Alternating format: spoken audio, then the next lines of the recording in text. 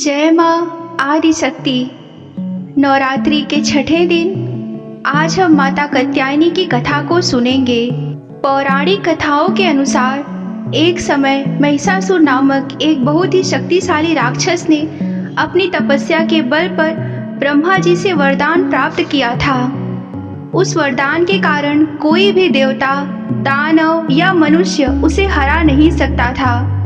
इस वरदान की वजह से महिषासुर अहंकार में आकर देवताओं और ऋषि मुनियों को परेशान करने लगा।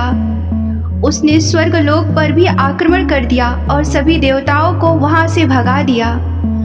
जब महिषासुर का अत्याचार बहुत बढ़ गया तो सभी देवता ब्रह्मा, विष्णु और महेश के पास गए और उनसे मदद मांगी। देवताओं की दुर्दशा देखकर तीनों देवों को बहुत क्रोध आया।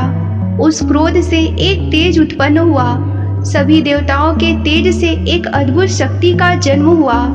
उस शक्ति का रूप देवी कात्यायनी का था। देवी कात्यायनी ने देवताओं द्वारा दिए गए अस्त्र शस्त्र धारण किए और महिषासुर का सामना करने के लिए युद्ध भूमि की ओर चली गई।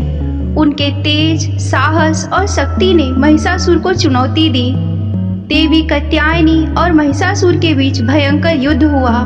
यह युद्ध कई दिनों तक चलता चला। अंत में माँ कात्यायनी ने महिषासुर का वध कर दिया और सृष्टि को उसके अत्याचारों से मुक्त कराया। इस घटना के बाद से उन्हें महिषासुर मर्दिनी के नाम से भी जाना जाता है। माँ कात्यायनी को साहस, शक्ति और विजय की देवी माना जाता है।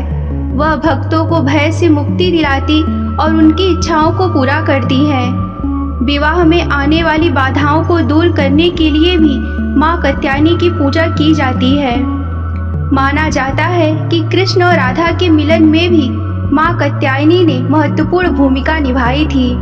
गोकुल की गोपियों ने कृष्ण को पति के रूप में पाने के लिए माँ कात्यायनी की पूजा की थी।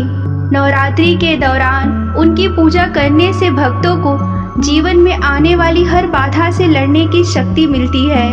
माता कात्यायनी का आशीर्वाद भक्तों को जीवन में सफलता और सुख प्रदान करता है। नवरात्रि पर्व की आप सभी को हार्दिक शुभकामनाएं। माता कात्यायनी की कथा आप सभी को कैसे लगी हमें कमेंट करके बताएं। नमस्कार। हर हर महादेव।